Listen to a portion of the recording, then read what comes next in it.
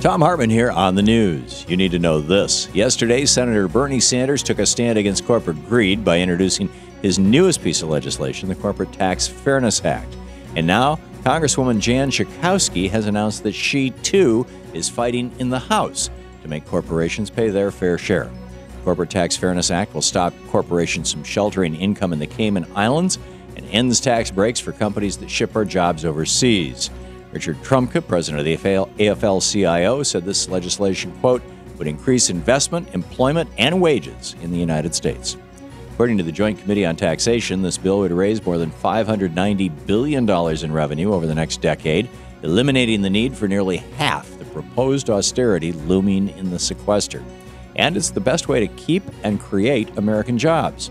It's time to make corporations pay their fair share for the benefits of using our commons and for making huge profits off hardworking Americans. Call your senators and your representative and tell them to support the Sanders-Schakowsky Corporate Tax Fairness Act. In Screwed news, Ohio Governor John Kasich has joined the growing list of Republican governors trying to screw poor people in their states. Kasich is pushing a plan to reduce income taxes for rich people in his state and cut the business tax rate in half while replacing the revenue by raising the state's sales tax. This seems to be the newest Republican screw the poor fad, as governors in red states all across the country, from Bobby Jindal in Louisiana to Dave Heinemann in Nebraska and Sam Brownback of Kansas, are all pushing this sort of regressive tax scheme. Since poor and working people typically spend 100% of their disposable income, an increase in sales tax hurts those who can least afford it. As the Think Progress blog points out, Kasich's plan would raise taxes on the poorest 60% of the state's residents, while giving the wealthiest 1% in the state an average tax cut of over $10,000. As state budget cuts are already devastating many of the social programs that poor people in these states rely on, an additional tax increase will only make it more difficult for them to survive. The wealthy don't need more tax breaks. It's time for Republican governors like Kasich to start working for all the people of his state, not just his largest campaign donors. In the best of the rest of the news, today the fight for election reform got some huge support. One of the nation's largest teachers' unions, the National Education Association, is pushing President Obama to prioritize protecting our democratic process. In a letter to Obama, NEA President Van Rokel said, "We must correct this threat to our democracy by ensuring 1, universal voter registration, 2, equitable administration by state of voting procedures and access to the polls, and 3, that we curb the influence of money in politics that has resulted from the infamous Citizens United decision." End quote. That pretty much says it all. Republicans around our nation gave voter suppression their all in 2012, and already in 2013, we've seen scheme after scheme to rig the next election.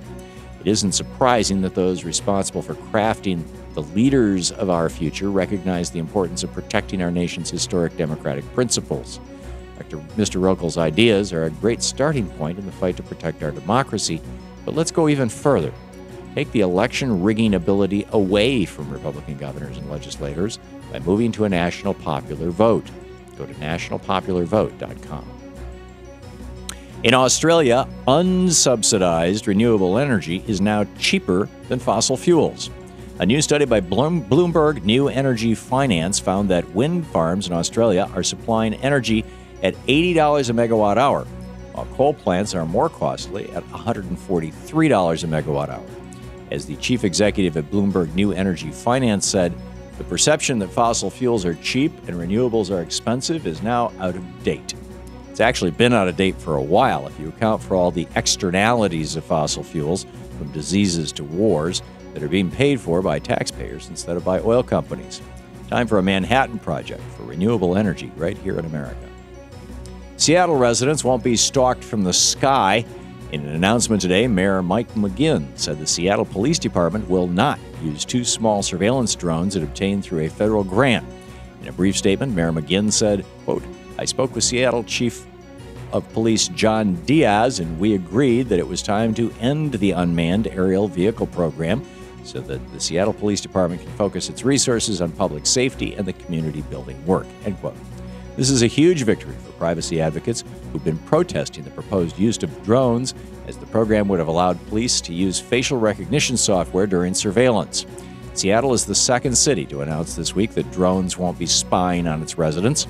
On Monday, Charlottesville, Virginia passed a resolution imposing a 2-year moratorium on drone use. Our Constitution guarantees the right of privacy. It's nice to know that some of our leaders still understand that. And finally, who knew that former President George W. Bush enjoyed painting himself in the nude? Smoking Gun is in possession of several images it claims were hacked from personal emails belonging to people close to the Bush family. And those emails contain a number of paintings that were allegedly done by the former president himself. 2 of the paintings depict Bush bathing, one in the shower and one in the bathtub. The third picture shows Bush hard at work over a canvas painting a church. A hacker named Gussifer is claiming responsibility for the stolen emails and says there's more to come. It's rumored that Bush plans to sell his paintings, and any proceeds will go to his War Crimes Legal Defense Fund. And that's the way it is today, Friday, February 8th, 2013. I'm Thom Hartmann on the news.